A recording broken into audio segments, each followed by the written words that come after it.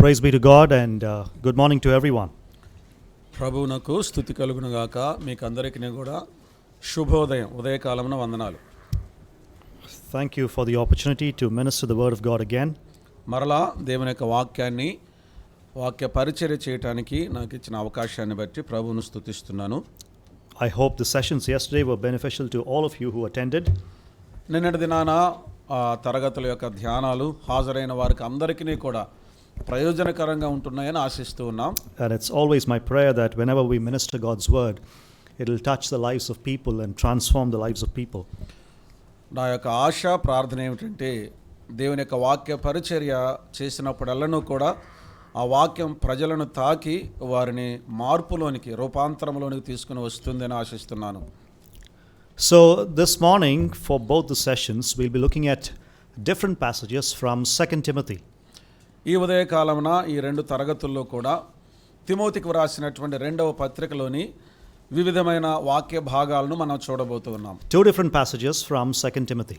తిమోతికి వ్రాసిన రెండవ పత్రికలో రెండు భిన్నమైన వాక్య భాగాలు. So for this first session I'm going to speak on the kind of life that God uses in ministry. ఈ ఉదయకాలమున పరిచర్యలో దేవుడు ఏ విధమైన జీవితాలను వాడుకుంటారో ఆ సంగతిని నేను మీతో పంచుకోబోతున్నాను. The kind of life or kind of people that God uses in ministry. పరిచర్యలో ఏ విధమైన జీవితము కలిగిన వారిని దేవుడు వాడుకుంటాడు. You may be aware of a company called Unisys. Unisys అనేటువంటి కంపెనీ గురించి మీకు అందరికీ తెలిసి ఉంటుంది, విని ఉంటారు. A former chairman spoke about the mistakes he made in hiring people for that company for the higher positions. ఉన్నతమైనటువంటి హోదాలో స్థానాలలో నియమించడానికి ఇంతకు ముందుగా ఉన్నటువంటి ఆ డైరెక్టర్ గారు పొరపాటున కొంతమందిని తీసుకున్నాడు. తాను చేసినటువంటి పొరపాట్ల గురించి ఇలాగ చెప్తున్నాడు. He spoke about the mistakes that he committed in hiring people for higher levels or higher positions. ఉన్నతమైనటువంటి స్థానంలో ఉండవలసినటువంటి వ్యక్తులను ఆయన జీతానికి తీసుకునే విషయంలో చేసిన పొరపాట్లను గురించి ఆయన చెప్తున్నాడు. He said that I'm willing to admit that I've always seen the talent and the skill of the person before hiring, but was never worried about their character. అయితే నేను ఎవరినైతే ఉన్నత స్థానాల్లో నియమించడానికి వారిని జీతానికి నేను తీసుకుంటూ ఉంటానో వారి యొక్క నైపుణ్యతను వారి యొక్క విద్యనే చూచాను, కానీ వారి యొక్క వ్యక్తిత్వాన్ని నేను చూడలేదు. ఇది నేను చేసిన పొరపాటు అని అన్నాను. I was never worried about their character in hiring people. ప్రజలను జీతమునకు పెట్టుకునే విషయంలో వారి వ్యక్తిత్వాన్ని గురించి గుణలక్షణాల గురించి నేను అన్నడు కూడా చింతించలేదన్నాడు. He said I was often too impressed by their intelligence and knowledge. వారి యొక్క జ్ఞానాన్ని తెలివిని బట్టే ఎప్పుడూ కూడా నేను తృప్తి చెందాను, కానీ వారి గుణలక్షణాలను చూడలేదు. But I never paid attention to their honesty and sincerity and their sense of right and wrong. తప్పు ఒప్పు విషయంలో వారికి నిజాయితీని వారికి యథార్థ హృదయాన్ని నేను అన్నడు కూడా చూడలేదు. That is one of the biggest mistakes I made, said a former chairman of Unisys. Unisys చైర్మన్గా నేను చేసిన పెద్ద తప్పులో పొరపాట్లు అది ఒక తప్పు అని చెప్పాడు. You know, brothers and sisters, all of us are called to minister for our Lord in some way or the other. ప్రియమైన సహోదర సహోదరులారా, ఏదో ఒక్క పరిచర్యలో దేవునికి సేవ చేయడానికి మనం అందరం కూడా దేవుని చేత పిలువబడ్డాము. But have you ever thought about what kind of life that you and I ought to live for God to bless us in the ministry that He's called us into? మనలను ఏ పరిచర్యలోనికైతే దేవుడు పిలిచాడో ఆ పరిచర్యలో మనము ఎలా ఉండాలో ఆ విధమైనటువంటి జీవితాన్ని గురించి ఎన్నడైనా మనం ఆలోచన చేశామా? Have you ever thought about the kind of life that you and I ought to live for God to use us well and to make us a blessing to others? ఇతరులకు ఆశీర్వాదకరంగా ఉండునట్లుగా దేవుడు మనల్ని బాగా ఉపయోగించుకోవటానికి ఏ విధమైనటువంటి జీవితాన్ని మనం జీవించాలో దానిని గురించి ఎన్నడైనా ఆలోచన చేశారా? Probably there are some of you desiring to be used enormously by the Lord. It's a good desire. మీలో కొంతమంది దేవుని చేత ఉన్నతంగా ఉపయోగించబడాలి అనేటువంటి ఆశ కలిగిన వారుగా ఉన్నారు. అది మంచి ఆలోచనే. Probably you want to be a good godly elder in the years to come. బహుశా రానున్నటువంటి దినాలలో ఒక మంచి భక్తి కలిగిన పెద్దగా ఉండాలని నువ్వు కోరుకుంటుండవచ్చు. And you want to shepherd the flock of God under your care well. నీవు దేవుని యొక్క మందను జాగ్రత్త కలిగి బాగుగా కాయాలని ఆశ నీకు ఉండవచ్చు. Maybe some of you want to be a good evangelist whose work will make a difference for the kingdom of God. దేవుని యొక్క రాజ్యాన్ని గురించిన విషయంలో మీలో కొంతమంది సువార్థికులుగా ఉండాలని ఆశ కలిగిన వారుగా ఉండి ఉండవచ్చు. Or perhaps there may be some of you who are desirous of being a Bible teacher who will bring out gems from God's word and bless people's lives. దేవుని యొక్క వాక్యంలోని అద్భుతమైన సత్యాలను బయటకు తీసుకొని వచ్చి ప్రజలు ఆశీర్వదించబడినట్లుగా ఒక మంచి వాక్య బోధకునిగా ఉండాలని బహుశా నీవు ఆశ కలిగి ఉన్నావేమో. Or maybe some of you are desiring to be a faithful Sunday school teacher leading kids into the Lord. చిన్న పిల్లలను ప్రభువులోనికి నడిపించడానికి మీలో కొంతమంది మంచి సండే స్కూల్ టీచర్స్గా ఉండాలని ఆశ కలిగిన వారు ఉండి ఉండవచ్చు. Or some of you may just be thinking, I just want to be fruitful and faithful in whatever the Lord has called me to do. అయితే మీలో కొంతమంది ప్రభువు నన్ను దేనికైతే పిలిచాడో ఆ విషయంలోనూ ఫలభరితంగా ప్రయోజనకరంగా ఉండాలని మీరు ఆశ కలిగి ఉండవచ్చు. And I want to affirm to you this morning that all of these are good, wonderful, godly desires. ఈ సంగతులన్నీ కూడా అద్భుతమైన భక్తి కలిగిన కోరికలు అని మీ ఎదుట నేను స్థాపిస్తూ ఉన్నాను. But do you know there are qualifications that are needed in our lives to be used well for God's glory? దేవుని మహిమ కొరకై బాగుగా వాడబడటానికి మనకు జీవితాల్లో కొన్ని అర్హతలు ఉన్నాయి. ఆ సంగతి తెలుసా? So we want to raise this question as we begin this sermon this morning. ఉదయకాలమున వర్తమానాన్ని మనం తీసుకొచ్చే ముందుగా ఈ ప్రశ్న నేను అడగాలనుకుంటున్నాను. What are the qualifications that I need to have to be used by the Lord to bless others? ఇతరులు ఆశీర్వదించబడటానికి దేవుని చేత నేను వాడబడాలి అంటే నేను కలిగి ఉండవలసినటువంటి అర్హతలు ఏమిటి? Or లేక what kind of a life should I live for the Lord to use me well in his ministry? దేవుడు తన పరిచర్యలో బాగా నన్ను వాడుకోవటానికి నేను ఏ విధమైనటువంటి జీవితాన్ని కలిగి ఉండాలి? What is the kind of life that I need to live, that you need to live for the Lord to use us well in his service? ఆయన తన యొక్క సేవలో నిన్ను నన్ను ఉపయోగించుకోవటానికి మనం ఏ విధమైనటువంటి జీవితాన్ని కలిగి ఉండాలి? And thankfully all these questions have been answered by the Apostle Paul. ఈ ప్రశ్నలన్నీ కూడా అపోస్తులైనటువంటి పౌలు గారు అడిగే ఉన్నాడు. అందుని బట్టి నేను దేవుని స్తుతిస్తున్నాను. And he's answered those questions as well.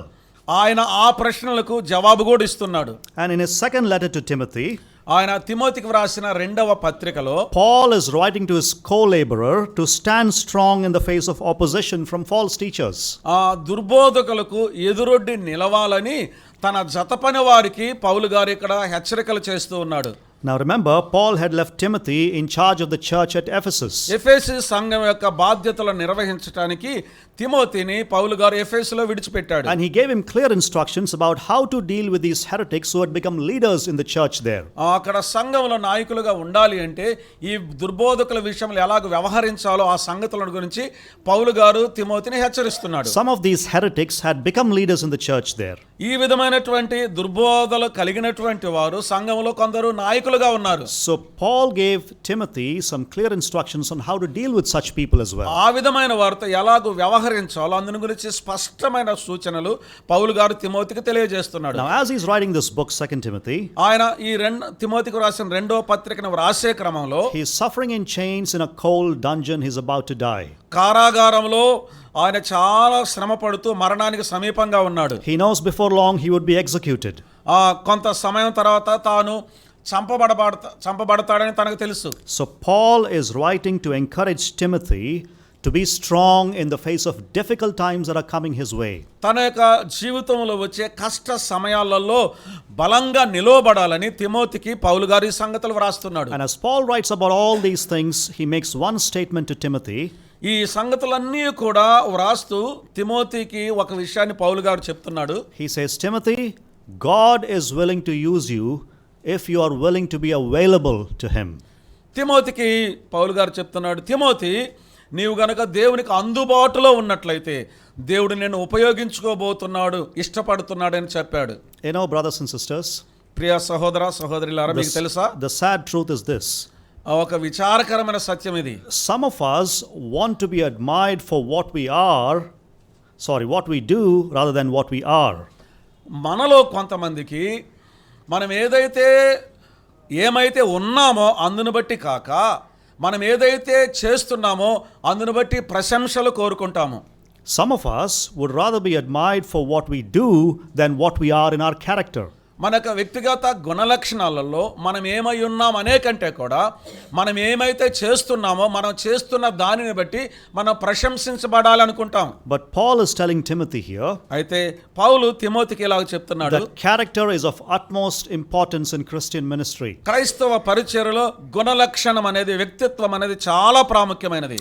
What we are as people in our character is of supreme importance in our service of the Lord. మనము దేవుని యొక్క సేవ చేసే విషయంలో వ్యక్తిగతంగా మనము మన యొక్క గుణలక్షణాలు, మన జీవితం ఏమైతే అయి ఉన్నదో అది చాలా చాలా ప్రాముఖ్యమైన విషయం. So Paul here is instructing Timothy on how to be an instrument that God will use for his glory. దేవుడు తన మహిమ కొరకై వాడుకునే సాధనం ఎలాగూ ఉంటుందో ఆ సంగతిని గురించి పౌలు గారు తిమోతికి వివరిస్తున్నాడు. So today's passage will reveal to us two things that you and I must do to be the kind of person that God uses in his service. దేవుడు తన సేవలో ఎటువంటి వ్యక్తులనైతే, ఎటువంటి జీవితం కలిగిన వారిని వాడుకుంటాడో ఆ సంగతులను గురించి రెండు వాక్య భాగాలను మనం ఈ పత్రికలో చూడగలం. We'll see two things from this passage about what you and I must do to be the kind of people that God will use. దేవుడు ఎవరినైతే ఉపయోగించుకుంటాడో అటువంటి వ్యక్తులుగా మనం ఉండాలి అంటే అందుని గురించిన సంగతులు ఈ యొక్క వాక్య భాగంలో రెండు విషయాలు ఉన్నాయి. And Paul talks about these two things in 2 Timothy chapter 2 verses 20 through 22. ఈ సంగతులు పౌలు గారు తిమోతికి రాసిన రెండవ పత్రిక 2వ అధ్యాయం 20 నుంచి 22 వచనాల వరకు మాట్లాడుతున్నాడు. Okay, 2 Timothy chapter 2 verses 20 through 22. We'll look at it verse by verse and we'll glean the lessons that God has to give to us this morning. తిమోతికి రాసిన రెండవ పత్రిక 2వ అధ్యాయం 20వ వచనం నుండి 22వ వచనం వరకు వచనం వెంబడి వచనం మనం ధ్యానం చేస్తూ ప్రభు మనకు అనుగ్రహించే ఆ పంటను మనం కోసుకుందాం ఈ యొక్క వాక్యంలో నుండి. So the first thing that he says ఆయన చెప్పే మొదటి విషయం is that you must get rid of anything dishonorable in your life. నీ యొక్క జీవితంలో అయోగ్యమైన, అమర్యాదకరమైన ఏవైతే ఉన్నాయో వాటన్నిటిని విడిచిపెట్టాలి. You must get rid of anything dishonorable in your life. నీ యొక్క జీవితంలో ఘనహీనమైన వాటిని విడిచిపెట్టాలి. We'll see that in verses 20 and 21. 20-21 వచనాలు ఆ సంగతి మనం చూస్తాం. The point is, ఇక్కడ విషయం ఏమిటంటే you and I must cleanse ourselves of all that is sinful and dishonorable in our lives. మన యొక్క జీవితంలో పాపం నుండి, ఘనహీనత నుండి, ఏదైతే మనకు ప్రమాదకరంగా ఉన్నాయో వాటన్నిటిలో నుండి మనల్ని మనం శుద్ధి చేసుకోవాలి. And Paul explains this by saying two things about it. ఈ సంగతిని తెలియచేస్తూ పౌలు గారు రెండు విషయాలను ఇక్కడ వివరిస్తున్నాడు. Number one, మొట్టమొదటిది, there are different vessels used for different purposes. కొన్ని పాత్రలు ఉన్నాయి, ఒక్కొక్క పాత్ర ఒక్కొక్క ఉద్దేశానికి ఉపయోగించబడుతుంది. Look at verse 20. 20వ వచనం చూడండి. Now in a great house there are not only vessels of gold and silver, but also of wood and clay, some for honorable use, some for dishonorable use. గొప్ప ఇంటిలో వెండి పాత్రలను, బంగారు పాత్రలను మాత్రమే గాక కర్రవియు మంటివియు కూడా ఉండును, వాటిలో కొన్ని ఘనతకును కొన్ని ఘనహీనతకును వినియోగింపబడును. Now listen very carefully, please. ఇప్పుడు జాగ్రత్తగా వినండి దయచేసి. The imagery that Paul is using is of a large house. ఇక్కడ పౌలు గారు ఊహించి చెప్తున్న విషయం ఏంటంటే ఒక గొప్ప ఇల్లు, పెద్ద ఇల్లు. It is not an ordinary house. అది ఒక సాధారణమైన ఇల్లు కాదు. It probably belongs to a wealthy man. It's a large house. బహుశా అది ఒక ధనవంతునికి సంబంధించిన ఇల్లు ఏమో, అది ఒక పెద్ద ఇల్లు, గొప్ప ఇల్లు. And some translations have it as a great house. అక్కడ కొన్ని తర్జుమాలు ఏమన్నా ఉన్నాయంటే తెలుగులో ఉన్నట్లుగా గొప్ప ఇండ్లు అని చెప్పబడ్డాయి. Now the reference to gold and silver vessels certainly suggests that the house owner was a wealthy man. ఇక్కడ వెండి బంగారు పాత్రలు మనకు తెలియచేసే విషయం ఏంటంటే ఆ ఇంటి యజమానుడు ధనవంతుడైన వాడుగా ఉన్నాడు. Now the description here is that the house stands for the church. ఇక్కడ వివరణ ఏమిటంటే ఈ ఇల్లు సంఘానికి గుర్తుగా ఉంది. Now Paul is introducing this imagery to talk about the mixed nature of the church. ఇక్కడ పౌలు గారు ఈ యొక్క ఇంటిని ఉదాహరణ ఎందుకు తీసుకుంటున్నాడంటే సంఘములో ఉండే మిశ్రితమైన ప్రజలను గురించి తెలియజేయడానికి ఉపయోగిస్తూ ఉన్నాడు. There are vessels of gold and silver. కొన్ని వెండి బంగారు లాంటి పాత్రలు. Then there are vessels of wood and clay. కొన్ని కర్ర మంటి పాత్రలు ఉన్నాయి. And Paul is giving that image to talk about the members of the church. అక్కడ సంఘములో ఉండే సభ్యులను గురించి మాట్లాడే క్రమంలో పౌలు గారి యొక్క దృష్టాంతాన్ని ఉపయోగిస్తున్నాడు. Let me make a couple of observations here. ఇక్కడ మరికొన్ని రెండు గమనికలు మనం చూద్దాం. Notice here Paul is giving and distinguishing the articles on the basis of the material they are made of.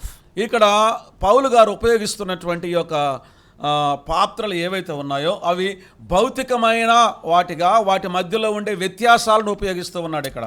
He says some of them are made of gold and silver. ఆయన అంటున్నాడు కొన్ని వెండి బంగారు చేత తయారు చేయబడినవి. In contrast to that, he also talks about implements made of wood and clay. దానికి భిన్నంగా కర్రతోనూ మంటితోనూ చేయబడిన పాత్రల గురించి కూడా ఆయన మాట్లాడుతున్నాడు. And since he could easily obtain such implements, these items were made of much less value. అయితే ఈ వస్తువుల గురించి ఈ పాత్రల గురించి తెలియచేసే క్రమంలో ఆయన చెప్పే విషయం ఏంటంటే ఇవి ఘనహీనమైనవి, విలువ తక్కువగా ఉన్నట్లుగా చెప్తూ ఉన్నాడు. They are typically put to common day use, everyday use. అవి సాధారణంగా ప్రతిదినం ఉపయోగించే పాత్రలు.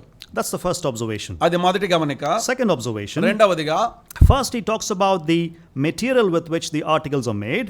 ఈ యొక్క పాత్రలు ఏవైతే ఉన్నాయో భౌతికమైన వస్తువులతో తయారు చేయబడిన వాటిని గురించి మాట్లాడుతున్నాడు. And then he talks about the purposes for which they've been made. రెండవదిగా అవి ఏ ఉద్దేశంతో తయారు చేయబడ్డాయో అందుని గురించి మాట్లాడుతున్నాడు. He says some for honorable use and some for dishonorable use. కొన్ని ఘనతకును కొన్ని ఘనహీనతకును ఉపయోగించబడతాయని చెప్తున్నాడు. So the classification of articles leads to the distinction based on their purpose. ఈ పాత్రల యొక్క విభజన దేని కొరకైతే ఉపయోగించబడతాయో ఆ ఉపయోగాన్ని బట్టి వీటి మధ్యలో తేడాను చూపిస్తూ ఉన్నాడు. So Paul says in a large house there are vessels of gold and silver, there are vessels of wood and clay. కనుక పౌలు గారు చెప్తున్నాడు, ఒక గొప్ప పెద్ద ఇంటిలో వెండి బంగారు పాత్రలు ఉన్నాయి, కర్రవి మంటియు పాత్రలు ఉన్నాయి. And these are used for different purposes. ఇవన్నీ కూడా వివిధమైన ఉద్దేశాలకు ఉపయోగాల కోసం ఉపయోగించబడుతున్నాయి. For example, in our homes, ఉదాహరణకు మనకి ఇంటిలో we have dinner sets that we put away and only bring out on special occasions.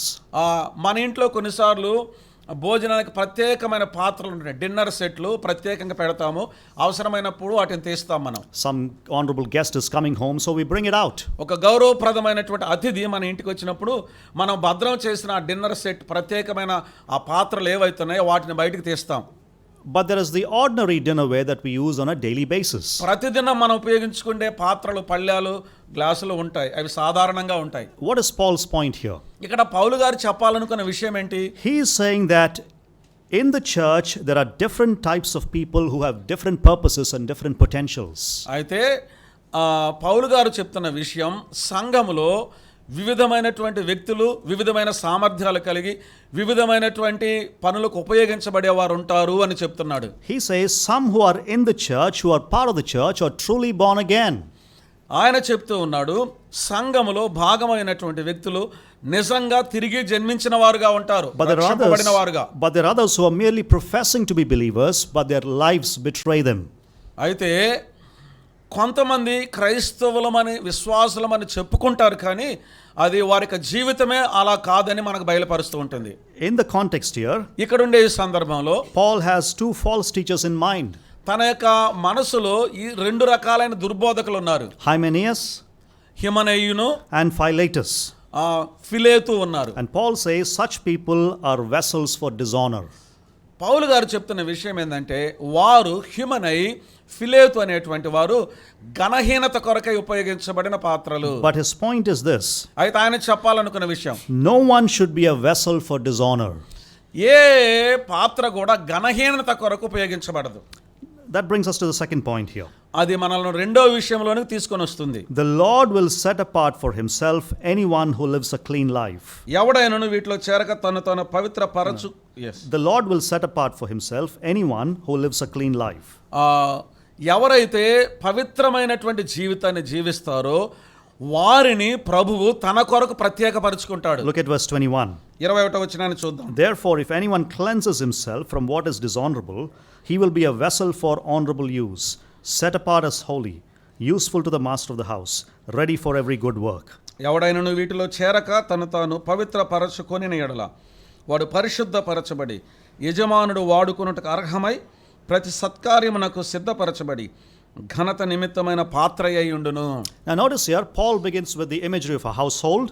ఇక్కడ పౌలు గారు ఒక గృహస్థులను గురించిన ఆ విషయాన్ని గురించి మాట్లాడుతున్నాడు. Imagery of a household. ఒక గృహాన్ని చూడండి, గృహంలో ఉండే వ్యక్తులు ఉన్నారు. And then there are vessels of gold and silver. ఆ గృహంలో వెండి బంగారు పాత్రలు ఉన్నాయి. There are vessels of wood and clay.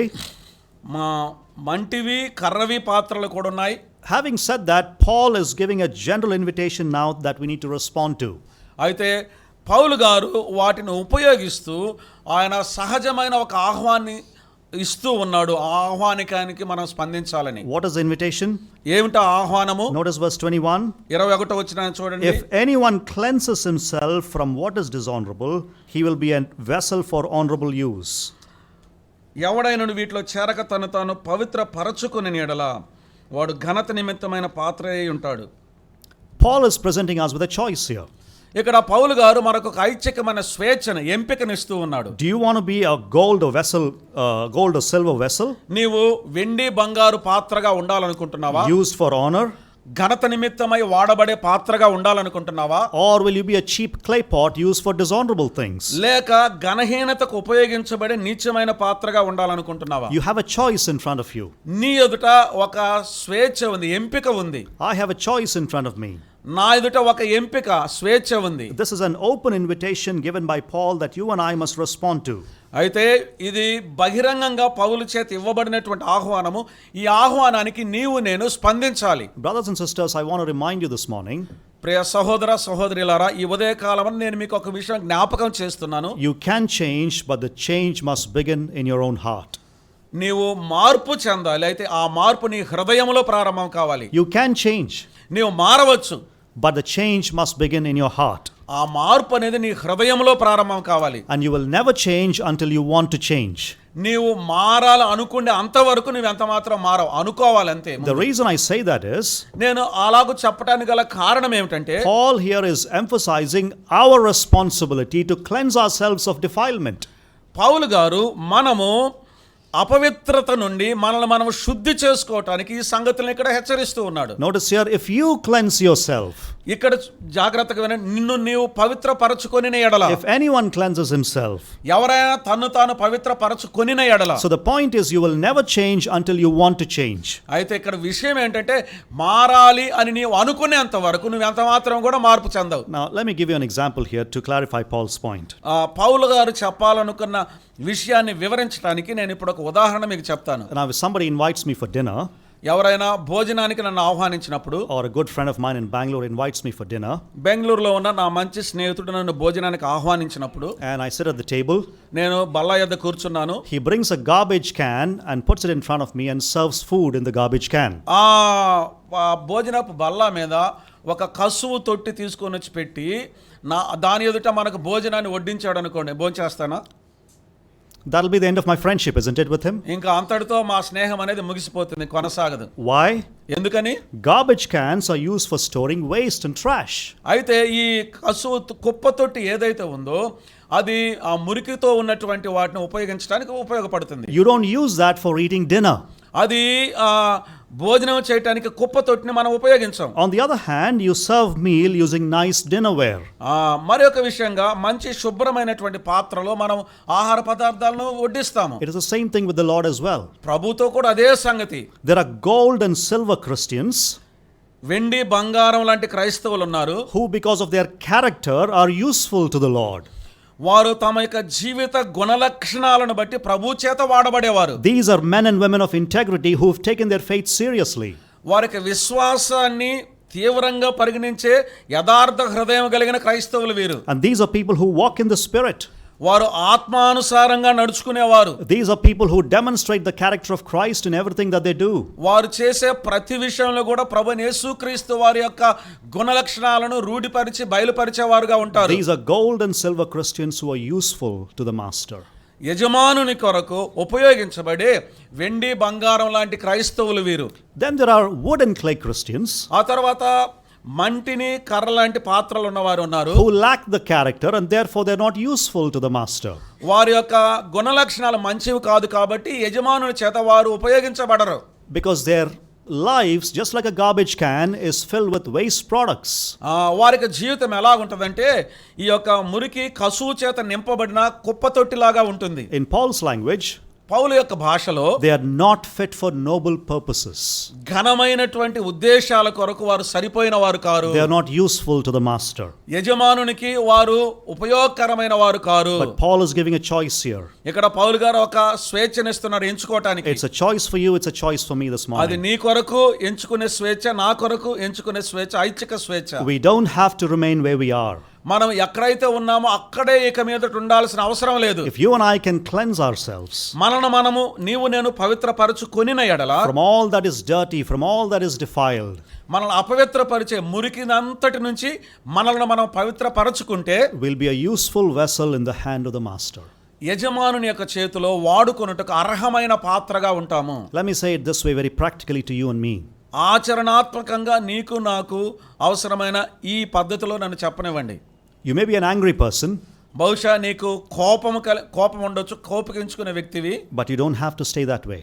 నీవు అలాగే కోపగించుకునే వ్యక్తిగా ఉండాల్సిన అవసరం లేదు. You may be given into lust, నీవు దురాశపరుడు అయి ఉండవచ్చు, but you don't have to stay that way. నీవు అలాగే దురాశపరునిగా కొనసాగాల్సిన అవసరం లేదు. You may be a person who always criticizes people, ప్రజలను ఎల్లప్పుడూ విమర్శించే విమర్శకునిగా నీవు ఉండొచ్చు, but you don't have to stay that way. నీవు ఆ విమర్శకునిగా కొనసాగాల్సిన అవసరం లేదు. You may be a person with a bad temper, నీలో ఒక రకమైన వెంటనే కోపడి ఆవేశం వచ్చే తత్వం ఉండొచ్చు, but you don't have to stay that way. అలాగే నువ్వు ఉండాల్సిన అవసరం లేదు. The good news here this morning is that nobody needs to stay where they are.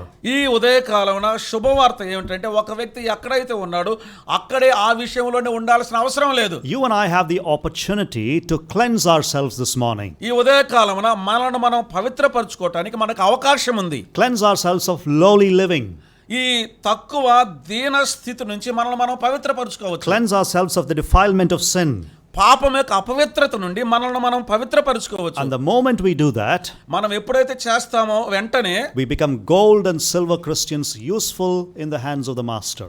యజమానుని చేతిలో వాడబడి వెండి బంగారు వంటి అర్హమైన పాత్రలుగా మనం చేయబడతాం. This is wonderful news for every one of us this morning. ఈ ఉదయకాలం అందరికీ ఇది ఒక అద్భుతమైన వార్త. It means life can be truly different for all of us. దానికి అర్థం ఏంటంటే, మనకు జీవితం మన అందరికీ మరొక భిన్నమైనటువంటి స్థితిలోనికి మనం మారే అవకాశం ఉంది. But do you know something? అయితే మీకు ఒక విషయం తెలుసా? Not everybody wants to change. అందరూ మారాలని అనుకోరు. Not everybody wants to change. అందరూ మారాలని అనుకోవట్లేదు. Sometimes we get so used to our anger that we are very comfortable in our anger. కొన్నిసార్లు మనం ఎలాగైతే కోపపడతామో ఆ కోపగించుకోవటానికి ఇష్టపడతాం, అందులోనే మనకు సౌకర్యంగా ఉంటుంది. Sometimes we are so comfortable in our sarcastic comments that we are very comfortable there. మనం కొంతమందిని విమర్శించి చాడీలు చెప్పే విషయంలో మనకు అలవాటు ఉంటుంది, అదే మనకు సౌకర్యంగా ఉంటుంది. And we can't imagine a life better than that because we are so accustomed to such a life.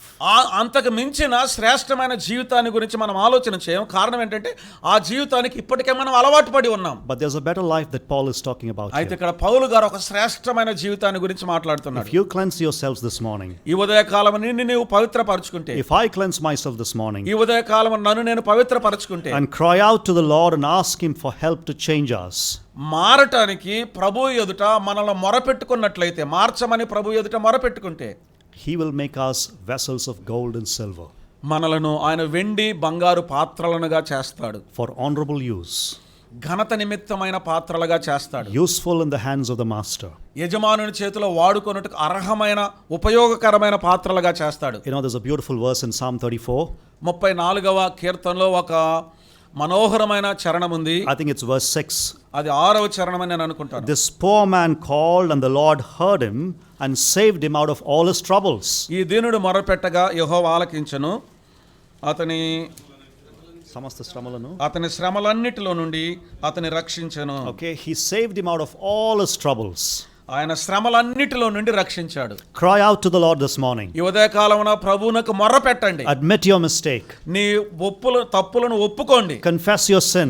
నీ పాపములను ఒప్పుకోండి. Admit that you need him evermore. నీకు ఆయన అవసరమని ఆయన ఎదుట చెప్పండి. And then he will make you a vessel for honorable use. అప్పుడు ఆయన నిన్ను ఘనత నిమిత్తమైన ఉపయోగకరమైన పాత్రగా చేస్తాడు. Notice the descriptions that are given for such a vessel. ఆ విధమైనటువంటి పాత్రలకు అక్కడ ఇవ్వబడిన వివరణ చూడండి. Look at verse 21 once again. మరొకసారి 21వ వచనాన్ని చూద్దాం. Set apart as holy. అక్కడ పవిత్రపరచుకొని ప్రత్యేకపరచబడిన ఎడల, set apart as holy. పరిశుద్ధపరచబడి ప్రత్యేకపరచబడాలి. Can you read verse 21? ఎవడైనా వీటిలో చేరక తను పవిత్రపరచుకొని ఎడల వాడు పరిశుద్ధపరచబడి. Is there set apart as holy? No. Okay. పరిశుద్ధంగా ప్రత్యేకపరచుకోవాలని ఉంది. Okay, set apart as holy.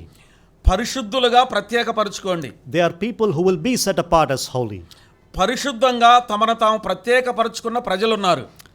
When you separate yourselves from wickedness, దుష్టత్వం నుండి నిన్ను నీవు ప్రత్యేకపరచుకున్నప్పుడు God will devote you for honorable uses. దేవుడు నిన్ను ఘనత కొరకైనటువంటి పని నిమిత్తమై ప్రత్యేకపరుస్తాడు. God will set you apart unto himself. దేవుడు నిన్ను తన కొరకు ప్రత్యేకపరుస్తాడు. You will be set apart for honorable use, holiness. ఘనత నిమిత్తమైన పని నిమిత్తమై పరిశుద్ధత కొరకు దేవుడు నిన్ను ఉపయోగించుకుంటాడు. Notice the other description here. ఇక్కడ మరొక వివరణ చూడండి. Useful to the master of the house. యజమానుడు వాడుకొనుటకు అర్హమైన పాత్ర. Useful to the master of the house. యజమానుడు వాడుకొనుటకు అర్హమైన పాత్ర. There's a beautiful word that Paul uses here in the original language. That is the word useful or usefulness.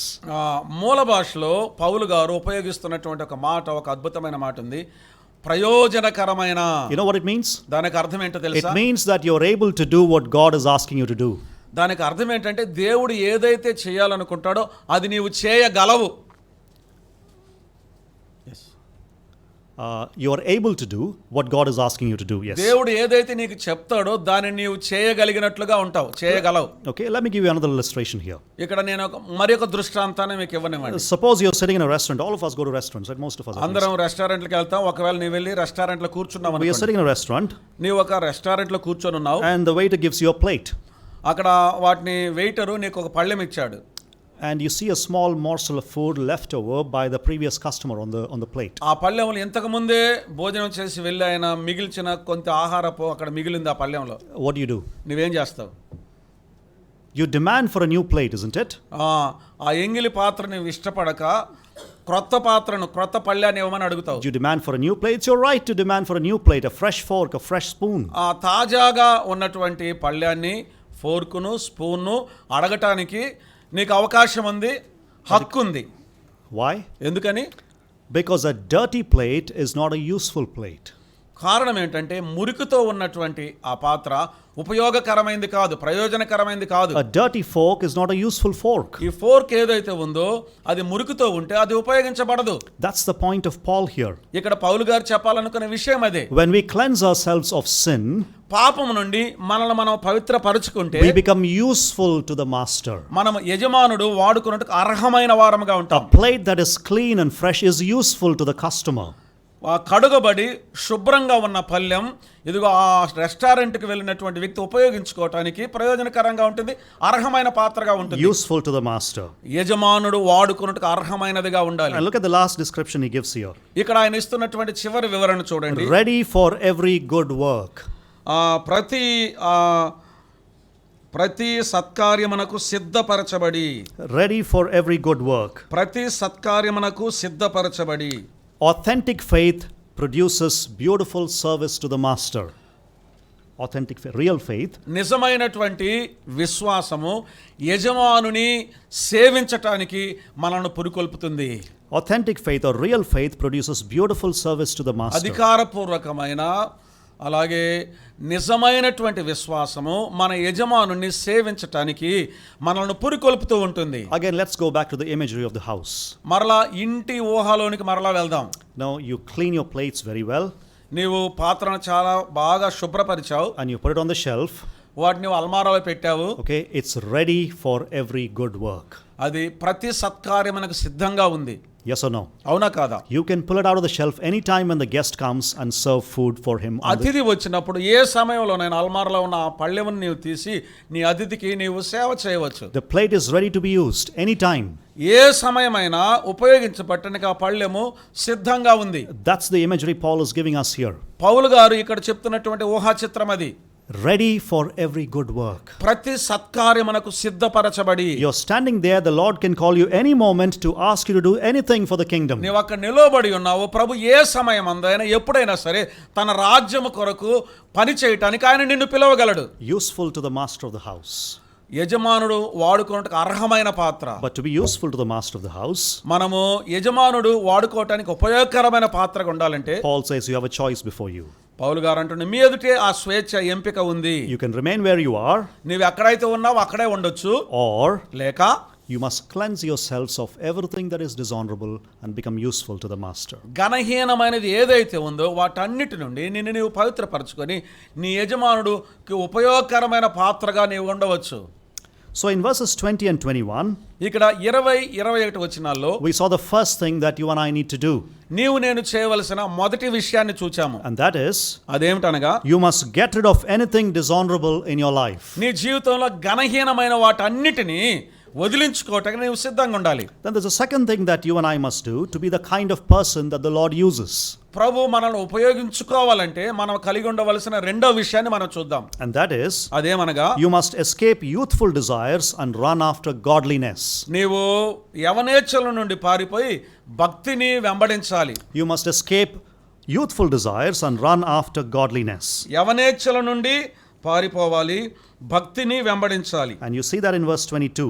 22వ వచనంలో మనం చూస్తాం. You and I must make sure మనము నీవు నేను ఇలాగ నిశ్చయం చేసుకోవాలి that we don't run after our emotional desires, మన ఉద్రేకపూరితమైన కోరికల వెంబడి మనం పరిగెత్తకూడదు. but we are following the path that brings honor to the Lord.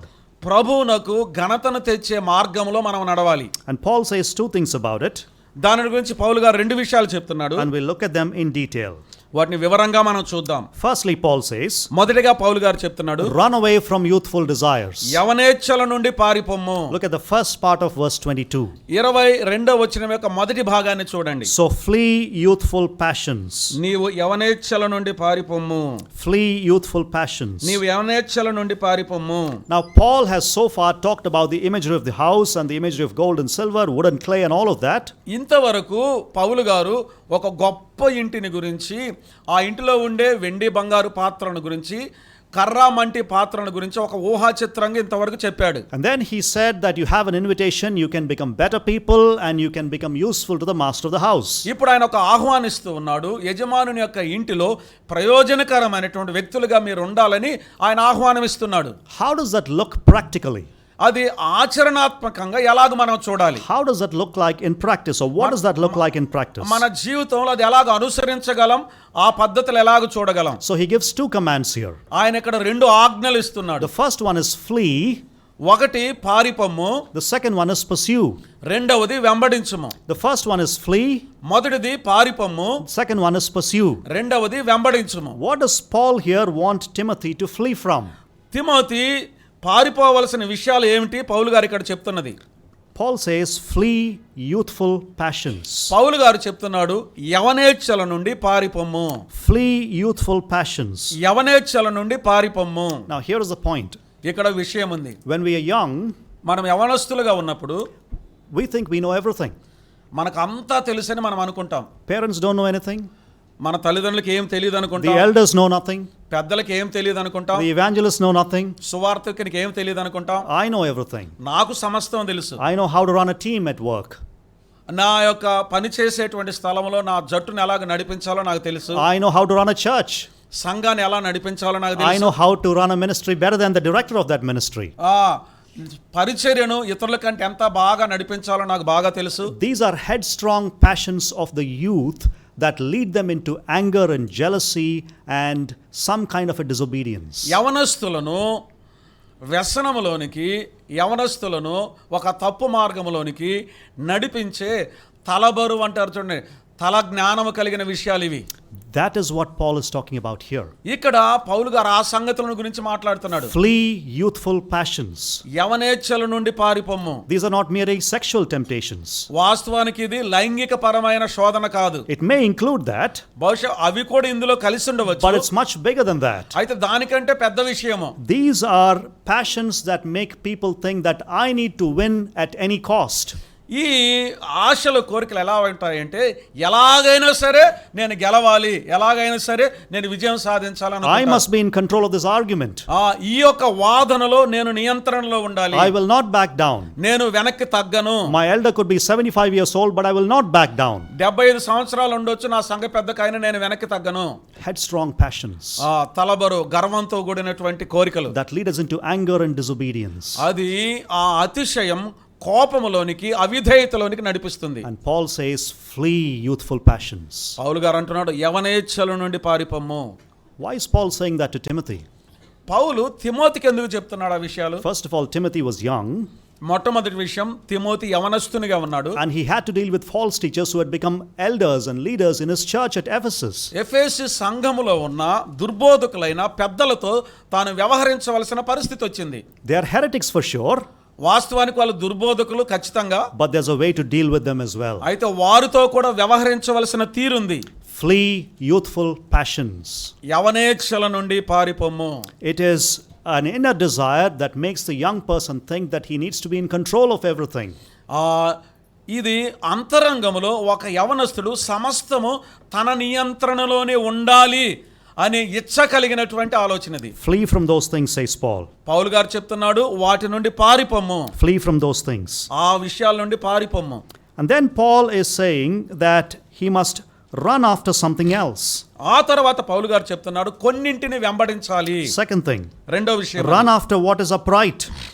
ఏదైతే What is right? Run after what is right. నీ పవిత్ర హృదయలై Just translate this, brother. Okay. Run after what is upright. ఏదైతే యథార్థత కలిగి ఉందో దాన్ని నీవు వెంబడించాలి. Look at the second part of verse 22. 22వ వచనం రెండో భాగాన్ని చూద్దాం. And pursue righteousness, faith, love and peace, along with those who call on the name of the Lord from a pure heart. పవిత్ర హృదయులై ప్రభువునకు ప్రార్థన చేయు వారితో కూడా నీతిని, విశ్వాసమును, ప్రేమను, సమాధానమును వెంటాడుము. What does Paul want Timothy to pursue? Paul Timothy వేటిని వెంబడించాలనుకుంటున్నాడు? Pursue righteousness, నీతిని వెంటాడాలి, faith, విశ్వాసాన్ని వెంటాడాలి, love, ప్రేమను వెంటాడాలి, and peace, మరియు సమాధానమును, not alone, ఒంటరిగా కాక along with those who call on the Lord from a pure heart. పవిత్ర హృదయులై ప్రభువుకు ప్రార్థన చేయు వారితో కూడా, తాను ఒంటరిగా ఏకాకిగా కాదు. Now this order is very crucial. Listen very carefully, please. జాగ్రత్తగా వినండి. ఈ క్రమం ఒకదాని తర్వాత ఒకటి ఏదైతే ఉందో అది చాలా ముఖ్యం. In order to pursue the right things, సరి అయినటువంటి విషయాలను వెంటాడటానికి, వెంబడించడానికి we must first flee wrong things. మొట్టమొదటిగా తప్పుడు విషయాల నుంచి మనం పారిపోవాలి. Flee wrong things first and then pursue right things. తప్పు విషయాల నుంచి మనం పారిపోయి ఒప్పు విషయాలను వెంటాడాలి. Now young people, listen to me carefully, please. ఇక్కడ యవనస్తులు చాలా జాగ్రత్తగా వినండి. You cannot pursue good and evil at the same time. ఒకేసారి మంచిని చెడును రెంటిని నీవు వెంటాడలేవు, వెంబడించలేవు. You cannot have your one foot in one boat, your other leg in the other boat. రెండు పడవల మీద నీవు ఒకేసారి స్వారీ చేయలేవు, ప్రయాణం చేయలేవు. You may think that I'll balance it very well. బహుశా నీవు అనుకోవచ్చు రెంటిని నేను సమన్వయం చేసుకోగలను అనుకోవచ్చు. But usually it is evil that'll be winning over the good that is there in your life. నీ యొక్క జీవితంలో మంచి కంటే చెడే విజయం పొందేదిగా ఉండే అవకాశం ఉంది. So to pursue after something that is righteous and good, you must flee from the wrong things, sinful things. నీతిని, మంచిని ఏదైతే మనం వెంటాడాలో వాటిని వెంటాడాలి అంటే తప్పు, పాపాన్ని మనం విడిచిపెట్టాలి. So Paul says, flee all these unrighteous things. పౌలు గారు అంటున్నాడు ఈ దుర్నీతి అంతటి నుండి నీవు పారిపోము. And then pursue righteous things. నీవు నీతి సంబంధమైన విషయాలను వెంబడించు. The word pursue is a beautiful word that Paul is using here. పౌలు ఇక్కడ వెంటాడు అనేటువంటి పదం చాలా మనోహరమైన పదం ఉపయోగిస్తున్నాడు. It is to run hard after something. ఒక దాని వెనకాల పరిగెత్తటం అన్నమాట. It is run hard. It is to make all effort to strive and to get that thing. దానిని పొందటానికి, తీసుకోవటానికి శక్తి వంచన లేకుండా పరిగెడతాం. And Paul is commanding Timothy to run after righteous things. కనుక పౌలు గారు తిమోతికి ఆజ్ఞాపిస్తున్నాడు నీతిని వెంటాడుము అని. So there are four things that he talks about here, four aspects of godliness. ఇక్కడ 4 విషయాల గురించి మాట్లాడుతున్నాడు. భక్తికి సంబంధించిన 4 దృక్పథాలు. Number 1, మొట్టమొదటిది Paul tells Timothy to pursue righteousness. పౌలు గారు తిమోతికి చెప్తున్నాడు నీతిని వెంటాడుము. Righteousness. NITI. This is a general term that refers to right behavior that is in conformity with God's word. దేవుని యొక్క వాక్యానికి మనము సరి అయినటువంటి రీతిలో నడవటానికి ఉపయోగించే పదం ఈ నీతి అనేటువంటి పదం, వాక్యాన్ని అనుసరించి నడుచుకునే పదం. The standard is God's word. దేవుని వాక్య ప్రమాణాన్ని అనుసరించి, ప్రామాణికాన్ని అనుసరించి. Now, when our behavior matches with the standard of God's word, it is righteous behavior. దేవుని వాక్య ప్రామాణికానికి మన యొక్క జీవితం, మన నడక ఎలాగైతే సరిపోతుందో అప్పుడు అది నీతిని వెంటాడటం. Let me remind you this morning. ఈ ఉదయకాలం నేను మీకు జ్ఞాపకం చేయనివ్వండి. God's word is not vague about how you and I should live our Christian lives.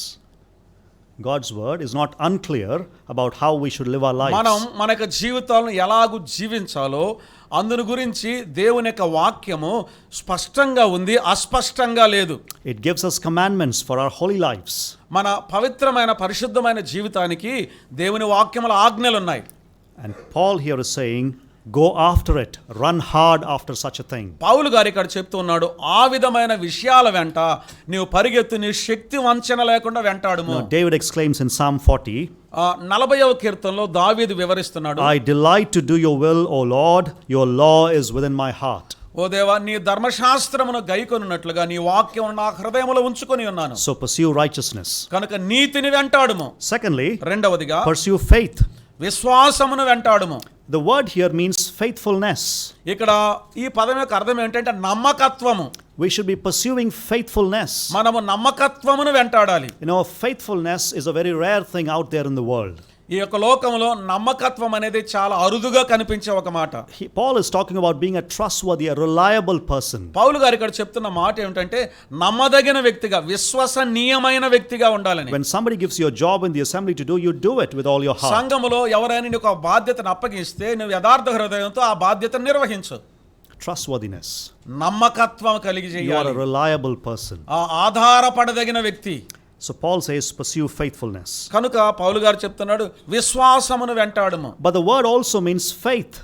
ఆ పదంకు విశ్వాసం అనే అర్థం కూడా ఉంది. We are to pursue faith. మనం విశ్వాసాన్ని వెంబడించాలి. Faith means growing deeper and deeper in your knowledge of God and trusting Him completely in His character. నీవు దేవుని గురించినటువంటి జ్ఞానంలో అంతకంతకు లోతుగా వెళ్ళి ఆయన గుణలక్షణాలపైన ఆధారపడటమే విశ్వాసము. Pursue faith. విశ్వాసాన్ని వెంబడించు. Thirdly, Paul says, మూడవదిగా పౌలు గారు చెప్తున్నాడు, pursue love. ప్రేమను వెంటాడుము. Pursue love. ప్రేమను వెంటాడు. You know, somebody, when I was speaking somewhere else, ఒక స్థలంలో నేను మాట్లాడేటప్పుడు ఒకరు ఇలాగ అన్నారు, very far from here in North India. అది ఉత్తర భారతదేశంలో ఇక్కడికి చాలా దూరం. Somebody came to me and said, I'm naturally a very loving person. ఒక వ్యక్తి నా దగ్గరికి వచ్చి ఇలాగ అన్నాడు, సహజంగా చాలా ప్రేమ కలిగిన వ్యక్తి. He said, I'm naturally a very loving person. About himself, he said that. అదే ఆయన తన గురించి తాను ఇలాగ చెప్తున్నాడు, నేను చాలా ప్రేమ కలిగిన వ్యక్తిని సహజంగానే చెప్తున్నాడు. Nobody is naturally a loving person. ఏ వ్యక్తి కూడా సహజ సిద్ధంగా, స్వాభావికంగా ప్రేమ కలిగిన వారు కారు. To be honest, నిజాయితీగా చెప్పాలంటే we are naturally very selfish people. స్వాభావికంగా మనము స్వార్థపరులం. Very self-centered people. మనము మన స్వార్థాన్ని కేంద్రంగా చేసుకునే వాళ్ళం. Let me give you an example. నేను మీకు ఒక ఉదాహరణ చెప్పనివ్వండి. You know, your graduating class, for example, you all took a picture some 10 years back. 10 సంవత్సరాల క్రితం నీ విద్యలో పట్టా తీసుకునేటప్పుడు చిత్రపటాలు, ఫోటోలు తీసుకున్నారు. Okay, all of you in the same class together. మీరు అందరూ కలిసి తరగతిలో ఉన్న వాళ్ళందరూ ఒక ఫోటో తీసుకున్నారు. Okay, 20 years later, if somebody shows you that picture, 20 సంవత్సరాల తర్వాత ఆ ఫోటో ఒక వ్యక్తి నీకు చూపించినప్పుడు, whose face will you search for first? మొట్టమొదటిగా ఎవరి ముఖాన్ని వెతుకులాడతావు? Your best friends? నీ మంచి స్నేహితుల ఫోటో ఎక్కడుందని చూస్తావా? బొమ్మ, your own photo. నీ సొంత ఫోటో, your own face. చిత్రపటం ఎక్కడుందని వెతుకులాడుతున్నావు. We are naturally self-centered. స్వాభావికంగా మనం స్వార్థపరులం. And therefore it's difficult for us naturally to love somebody else. కనుక ఇతరులను స్వాభావికంగా మనం ప్రేమించటం అనేది కష్టం. And that's why Paul says here, అందుకని పౌలు గారు ఇక్కడ చెప్తున్నాడు, pursue love. ప్రేమను వెంటాడుము. Go hard after love. ప్రేమ వెనకాల బలంగా పరిగెత్తు. Treat others in the way you want to be treated as well. నీవు ఎలాగైతే ఇతరులు నీ ఎడల ప్రవర్తించాలనుకుంటావో వారి ఎడల నీవు కూడా అలాగే ప్రవర్తించు. It means being patient with somebody. దానికి అర్థం ఏంటంటే ఇతరుల ఎడల సహనము కలిగి ఉండాలి. Being kind to somebody. ఇతరుల ఎడల దయ చూపించాలి. Being considerate to somebody. ఇతరుల ఎడల ఆలోచన కలిగి ఉండాలి. Giving a listening ear to their problems when they have. వారు సమస్యలు చెప్పుకునేటప్పుడు మనం వినగలిగి ఉండాలి. Pursuing love must be a consistent effort by everybody in the church. ప్రేమ అనేది సంఘములో ప్రతి ఒక్కరు కూడా నిలకడగా కలిగి ఉండవలసినటువంటి లక్షణం. Pursue love, says Paul. పౌలు గారు చెప్తున్నాడు ప్రేమను వెంటాడుము. Lastly, Paul says, pursue peace. చివరిగా పౌలు గారు చెప్తున్నాడు సమాధానమును వెంటాడుము. And not just alone, ఒక్కడివి కాదు, along with those who call on the Lord from a pure heart. ఆ పవిత్ర హృదయలై ప్రార్థన చేయు వారితో కూడా సమాధానమును వెంటాడుము. Let me remind you this morning, ఈ ఉదయ కాలమున నేను మీకు జ్ఞాపకం చేయనివ్వండి, peace doesn't automatically happen in any church. ఏ సంఘములో కూడా సమాధానం యాంత్రికంగా అకస్మాత్తుగా జరగదు. You must pursue it deliberately. నీవు ఉద్దేశపూర్వకంగా సమాధానాన్ని వెంటాడాలి. And sometimes in some assemblies it takes a lot of effort, but you must pursue it. కొన్ని సంఘాల్లో కొన్ని సమయాల్లో ఆ సమాధానం కోసం చాలా ప్రయాసపడవలసి వస్తుంది, అయినప్పటికీ సమాధానాన్ని వెంటాడాలి. And that's why Paul says, అందుకే పౌలు గారు చెప్తున్నాడు pursue peace సమాధానం వెంటాడుము along with those who call on the name of the Lord with a pure heart. పవిత్ర హృదయులై ప్రభువునకు ప్రార్థన చేయు వారితో కూడా సమాధానమును వెంటాడుము. We all need to pursue peace together. మనందరం కలిసి సమాధానాన్ని వెంటాడాలి. We need to pursue peace with one another first. మొట్టమొదటిగా ఒకరి ఎడల ఒకరు సమాధానాన్ని వెంటాడాలి. And we all need to pursue peace together as a church. మనందరం సంఘముగా అందరము సమాధానాన్ని వెంటాడాలి. Run after what is upright. ఏదైతే యథార్థత ఉందో దాని వెనకాల మనం పరిగెత్తాలి. So what is the kind of person that you and I need to be used well in his service? ఆయన సేవలో ఉపయోగించబడటానికి నీవు నేను ఏ విధమైన జీవితం కలిగిన వ్యక్తులుగా ఉండాలి? What is the thing that you and I need to do to be the kind of person that God will use in his service? దేవుడు తన యొక్క సేవలో వాడుకోవటానికి నీవు నేను ఏ విధమైనటువంటి వ్యక్తులుగా ఉండాలి? What do we need to do? మనం ఏమి చెయ్యాలి? Two things we saw from this passage. ఈ వాక్య భాగంలో రెండు విషయాలు చూచాము. Number one, మొట్టమొదటిది, you must get rid of anything dishonorable in your life. నీ యొక్క జీవితంలో ఘనహీనమైన వాటన్నిటిని విడిచిపెట్టాలి. Number two, రెండవదిగా, you must escape youthful desires నీవు యవనేచ్ఛల నుండి పారిపోవాలి and run hard after godliness. భక్తి వెంబడి వెంటాడాలి. Run hard after godliness. భక్తి జీవితాన్ని వెంటాడాలి. You know, I hope the Lord has spoken to you this morning. ఈ ఉదయకాలమున ప్రభు మీతో మాట్లాడాడు అని నేను ఆశిస్తున్నాను. Can we all close our eyes for a moment, please? కొంచెం సేపు మన అందరం కూడా మన కన్నులు మూసుకుందాం. Just for a couple of minutes. ఒక 2 నిమిషాలు కళ్ళు మూసుకుందాం. And think about anything that may be dishonorable in our lives. మన యొక్క జీవితంలో, నా జీవితంలో ఘనహీనమైన ఏవైనా ఉన్నాయి అంటే వాటి గురించి మనం ఆలోచన చేద్దాం. That is hindering from our service, faithful service to the Lord. ప్రభు కొరకు నమ్మకమైన సేవ చేయటానికి అవి మనకు ఆటంకంగా ఉన్నాయేమో.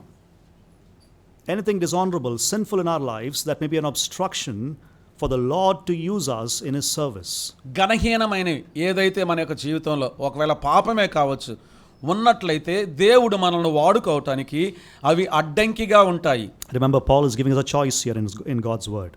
దేవుని వాక్యంలో పౌలు గారు ఒక ఐచ్ఛిక స్వేచ్ఛను మనకిస్తున్నాడు, ఎంపిక స్వేచ్ఛనిస్తున్నాడు. If you can cleanse yourself of everything that is dishonorable from your life, నీ యొక్క జీవితంలో ఘనహీనమైన వాటన్నిటి నుండి నీవు పవిత్రపరచుకొనిన ఎడల, he will make you a gold and silver vessel.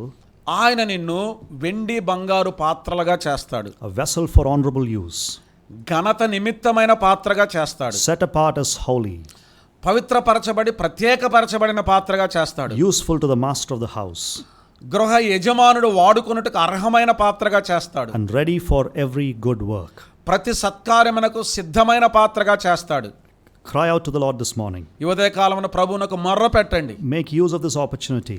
ఈ సమయాన్ని సద్వినియోగం చేసుకోండి, ఉపయోగించుకోండి. As the Spirit of God is speaking to you this morning in your heart, నీ హృదయంలో ఈ ఉదయకాలమున దేవుని ఆత్మ మాట్లాడుతూ ఉండగా respond to the invitation and say, Lord, I want to be a vessel of gold and silver. ఈ ఆహ్వానానికి స్పందించి, ప్రభువా నేను వెండి బంగారు పాత్రగా ఉండాలనుకుంటున్నానని చెప్పండి. Let's take a couple of minutes, please. దయచేసి 2 నిమిషాలు ఆలోచన చేద్దాం.